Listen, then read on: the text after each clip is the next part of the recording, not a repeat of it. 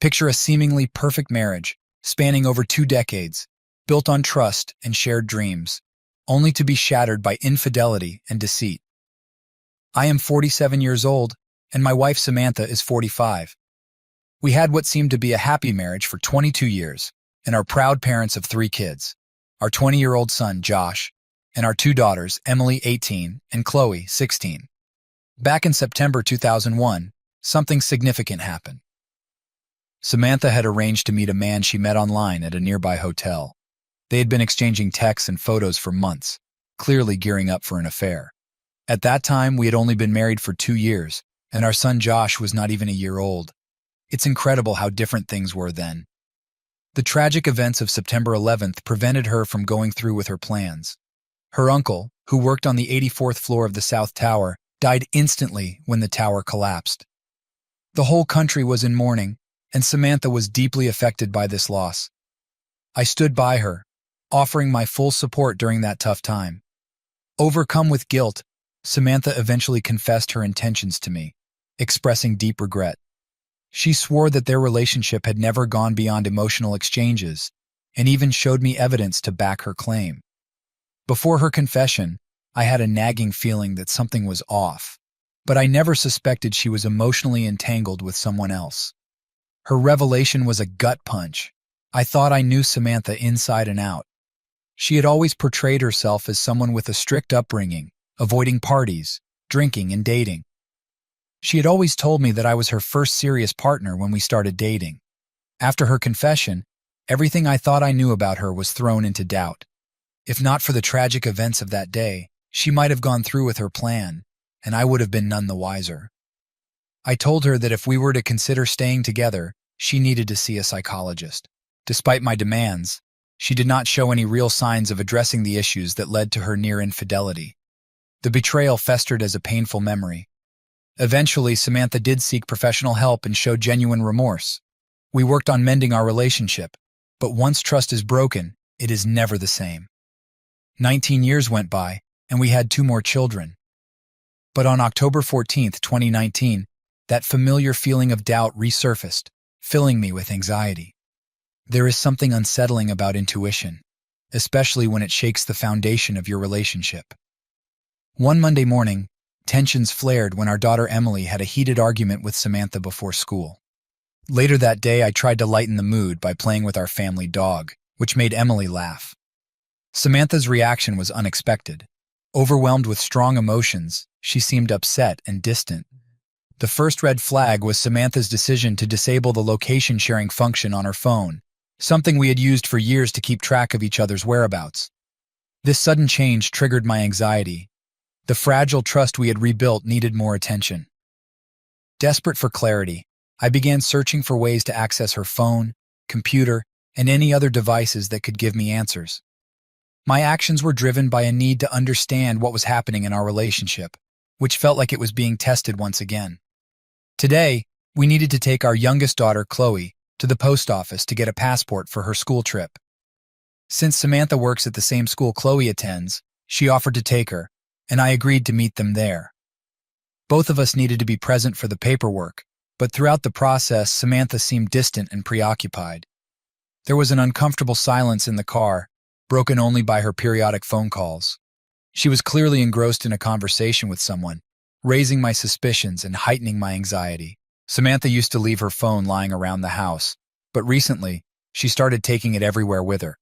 This change in behavior only fueled my unease. I also remembered her recent purchase of an iPad for work, which I had helped her set up. We had talked about this purchase multiple times. Her attachment to the iPad was no surprise. Alongside her phone, it became her constant companion, and she carried it around the house everywhere she went. One day, she left it unattended on the table, giving me the opportunity to investigate.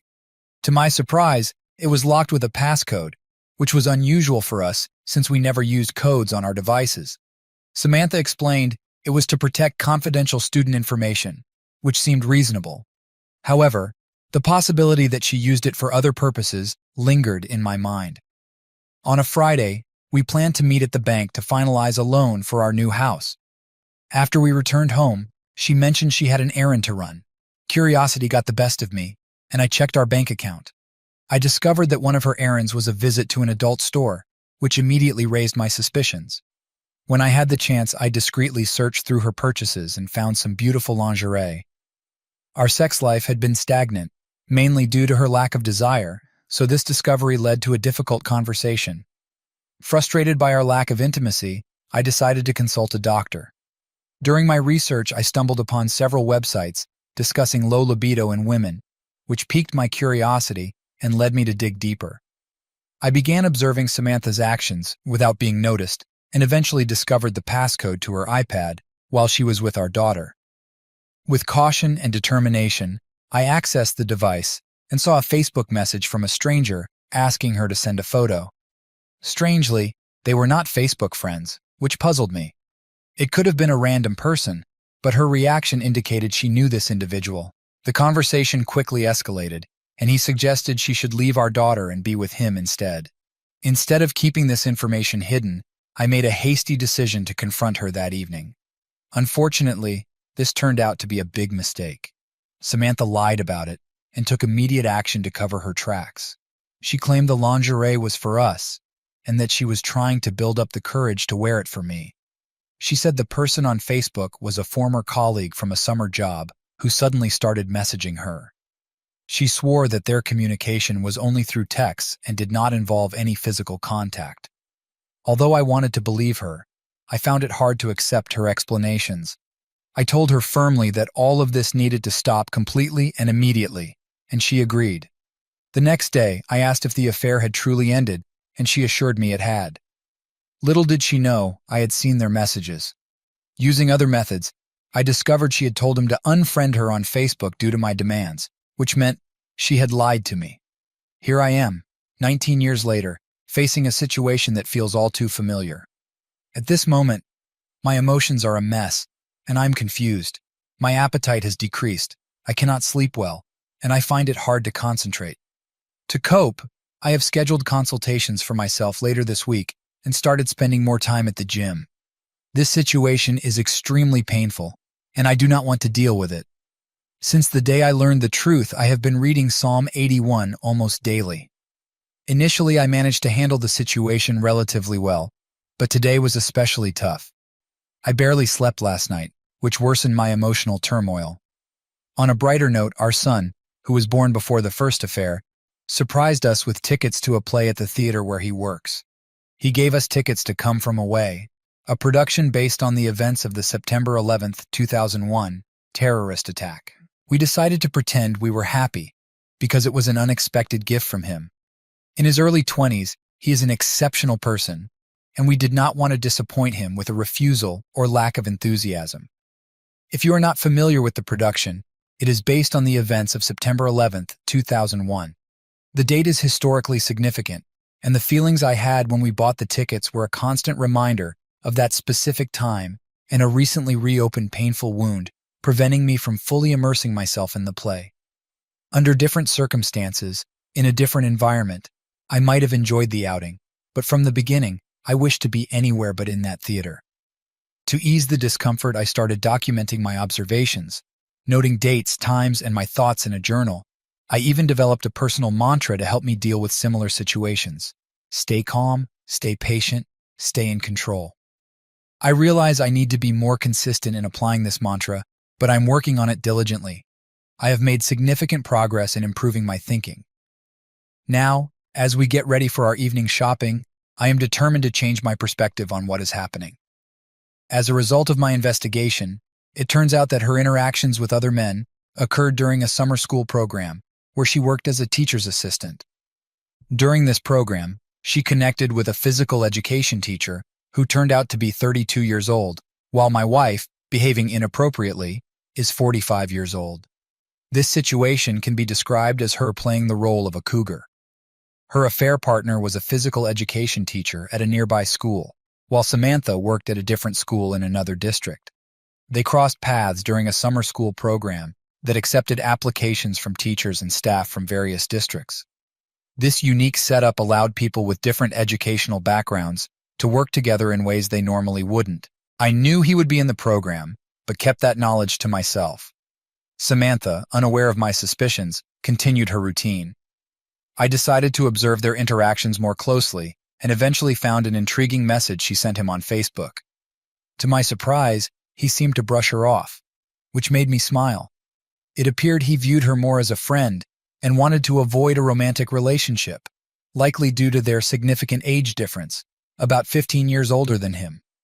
This belief was reinforced by previous messages where she mentioned an overnight camping trip, to which he didn't respond. Later, I learned she had informed him about the trip. We had some family discussions, but she didn't share my perspective. Despite this, I hadn't made a final decision yet, though I felt it looming closer.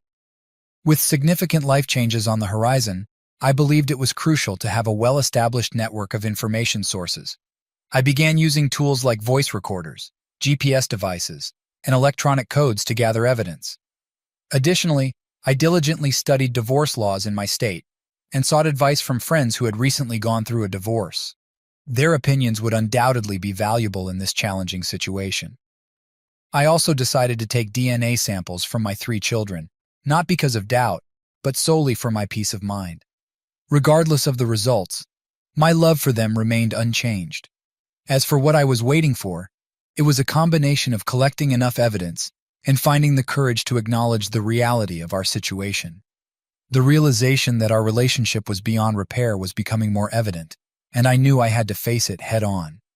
Facing this harsh reality remained a daunting task, and I still struggled to confront it. Furthermore, I couldn't help but have a strong reluctance to expose my children to the turmoil of a divorce. Despite them being older, their well-being and emotional stability meant a lot to me, and I hesitated to subject them to the challenges and uncertainties that come with such significant life changes. Until this situation became entirely clear, I found myself in a peculiar position where part of me strangely took some painful pleasure in listening to her conversations recorded on a dictaphone. This allowed me to stay informed about recent events, such as her decision to unfriend many people over the past few days. Yes, I admit I was spying, which understandably upset her.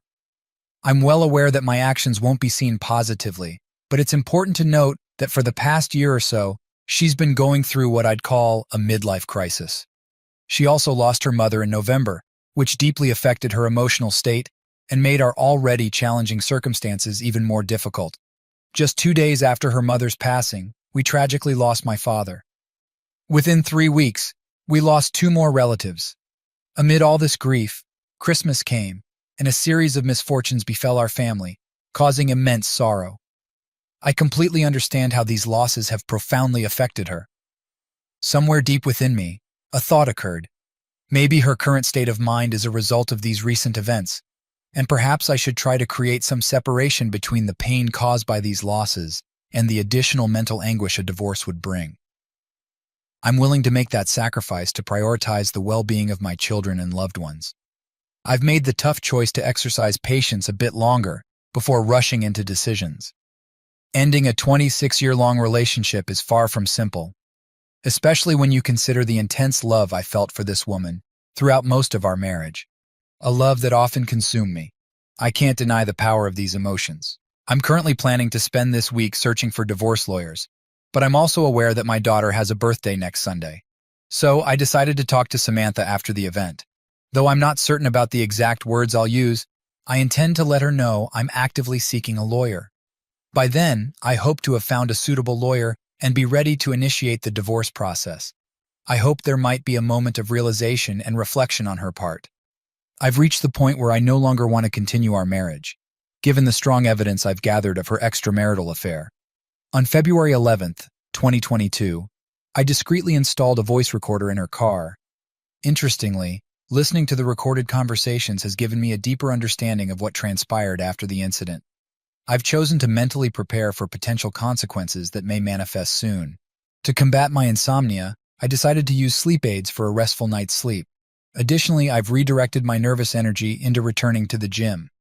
Regarding my decreased appetite, I aim to shed a few extra pounds I gained during my absence from training.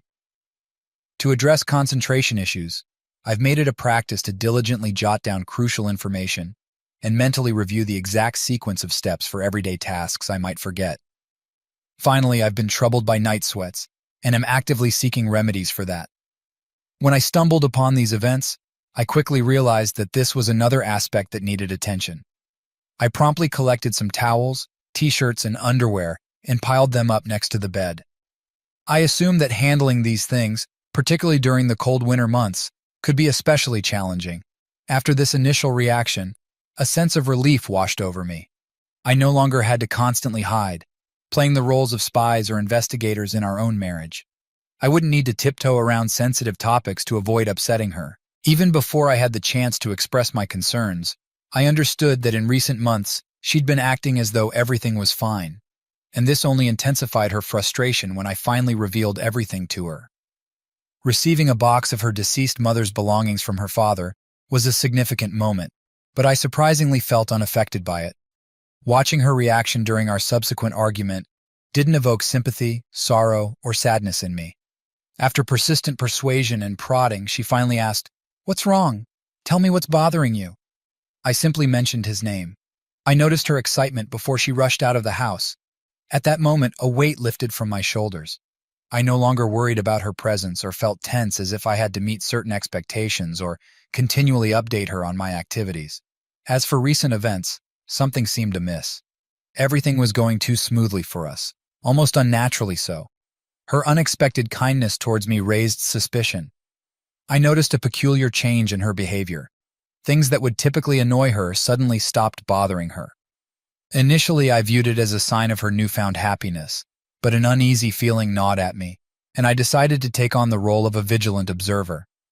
Imagining myself in metaphorical black sunglasses and a raincoat, I became a marriage detective.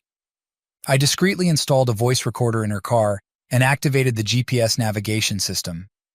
Casting a metaphorical fishing line, I was amazed to catch something on the first attempt. The recording contained 2 phone calls. The first indicated her intention to meet with him. Their meeting took place in a church parking lot and lasted about 40 minutes. Fortunately, I was spared the need to listen to their communication while she walked to his car. She made a subsequent phone call to her trusted friend living on the other side of the country, who served as her confidant. If talking to him wasn't enough to confirm my suspicions, I now had no doubt about it. I might have found more incriminating evidence in that call, but if I really wanted to remain ignorant, her call to him would be decisive. Our conversation afterward followed her typical pattern. She tried to minimize or deny her involvement, shifting the blame to other factors. She harbored resentment about missed opportunities in her life before our marriage. She didn't go to college or have a carefree single life. Regrettably, she blamed me for this, and I accepted that blame. I had told her that if she wanted to leave, I would understand, yet she chose to stay, making her betrayal entirely her own choice. While I recognized my shortcomings as a husband, it was important to acknowledge that she wasn't perfect either. The idea of having an ideal wife was a far cry from reality. Consequently, I reached out to divorced women I knew for recommendations on lawyers and strategies. It was clear it was time to bring this to an end. Samantha, who had emotionally withdrawn from our marriage, showed no signs of wanting to reconcile. I wasn't willing to risk future betrayals, so I was leaning towards divorce. Are there specific tips or strategies I should learn about during this process? I was still overwhelmed with emotions. In a moment of intense frustration, I impulsively punched the wall, luckily without causing any damage. Alone in the house, I vented my bottled-up emotions, shouting curses. Thankfully, no one witnessed my outburst. During a particularly vulnerable moment, I broke down in tears during a phone call with my best friend. In that state, I fantasized about a perfect reconciliation, hoping that somehow everything would miraculously fall back into place. I wondered if it would be so terrible to try to save our relationship with a bit more effort, giving her the happiness she wanted. However, deep down, I knew these were just false hopes and that divorce was the right path. I reiterated this to my mother, to my friends, and to myself countless times since discovering the betrayal. We mostly avoided each other, and during those times, I deeply felt her absence. Changing our routines was incredibly challenging. We used to text each other during the day, checking in, sharing updates, and having light conversations. Casual hugs and kisses were routine, but now, all of that had stopped. At home, we actively avoided each other. She chose to sleep on the couch instead of our bed. One of my simple morning joys had been gently waking her up when the alarm went off, stroking her back or arm, and softly whispering, "Hey honey, it's time." Unfortunately, those moments were gone. Every morning I'd wake her with a gentle touch and a soft whisper, which always made her smile. Despite everything, she hadn't left, and we hadn't officially separated, but deep down, I knew what needed to be done. Though it wouldn't be easy, I held on to the hope that there was light at the end of this long, dark tunnel. It was painful to see her envy our children, who had opportunities to travel and participate in exciting events through their school activities. Neither she nor I had those chances growing up. I took joy in seeing my children happy and having opportunities I didn't. Over the past 2 decades, I had dedicated myself to a local band, allowing me to perform at wonderful events. However, Samantha was envious of these opportunities. She ignored the countless hours of practice and dedication I had invested to pursue this hobby. Curiously, she often told me about people at work who recognized our music. It seemed she took pride in being married to someone who attracted attention. One day, Samantha complained that I left her alone with the kids when I went to perform, but I worked hard and brought home money while enjoying my passion. There's no denying that performing is exhilarating. I had to manage concert arrangements, communicate with bar owners, maintain perfect rhythm, and engage the audience. Despite the fatigue from late-night performances, I still woke up early for a full day's work. Balancing these responsibilities made the days long and hard, but it was necessary because we needed the income to build the house she wanted. Leaving the band wasn't an option, it was a significant source of income. Her job didn't pay as much as mine, and my earnings from performances matched her steady job salary. This infuriated her since my real job paid 3 to 4 times more than hers. I aimed to provide my family with a good life, but instead of gratitude, I received resentment. The saying, "When someone shows you who they are, believe them," rang true. Unfortunately, it took me too long to understand who I had married. As a result, I've come to the conclusion that staying together would mean enduring more frustration and disappointment. I've gathered lawyer recommendations and will schedule appointments soon. Sadly, I don't see a future for our relationship. Divorce may not happen immediately, but it's clear there's no foundation to salvage our marriage. Ironically, those who know her outside our home see her as a wonderful person, a warm, caring mother who helps others. And she does fulfill these roles. But within our family, reality is different. She exhibits the negative traits I mentioned. It seems she has fallen victim to what I call the Palm syndrome. This co-worker is also married to another colleague. I haven't told her family about this yet. Her father and his sister are her only relatives, and I don't communicate with them often, but I plan to inform her father at some point. I also contacted the wife of the man who betrayed us, but she hasn't responded. If I don't hear back, I'll send another email with more details in a few days, then respect her choice if she decides not to engage further. Tonight, I mustered the courage to tell Samantha I wanted a divorce. There were hugs and tears. The intimate moments we once shared are gone. Thankfully, she understood the seriousness of the situation. We had a bittersweet conversation, wishing things were different. I asked her a tough question. Did you not think about this outcome when you made your choice? She admitted she was aware but remained deeply upset. It's painful to see her suffer. Despite my love for her, I realized I couldn't stay in this relationship. It's a decision I don't want to make but have to. I believe I'll find peace in not being tied to her anymore. Our band is currently on hold, but I'm looking for other musical opportunities, focusing on classic rock with brass elements like Chicago. I look forward to the day when this difficult journey leads to strength and stability, despite the challenges ahead. I believed I could come out of this ordeal stronger.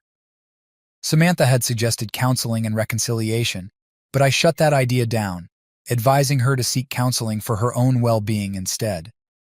I felt a burden of responsibility for not ending our relationship sooner, even though I had done everything I could to be a devoted husband. Despite prioritizing her above all else, I ended up in this heartbreaking situation.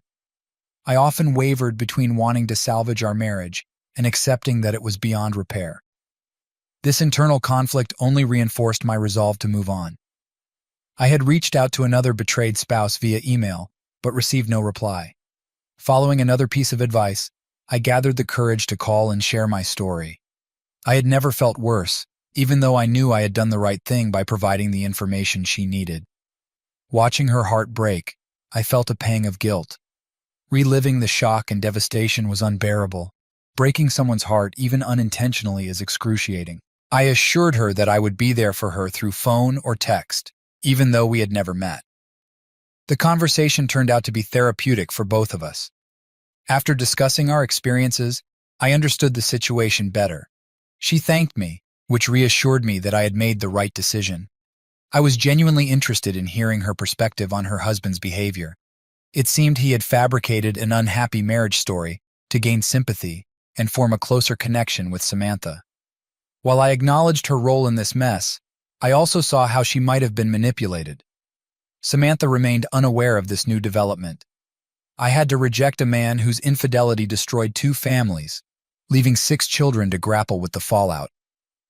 I stopped communicating with Samantha and avoided being in the same room unless it was necessary for our children or household duties. The coldness in our home was palpable. It seemed she was slowly realizing the gravity of her actions. I sought legal advice and support from friends, planning my next steps carefully.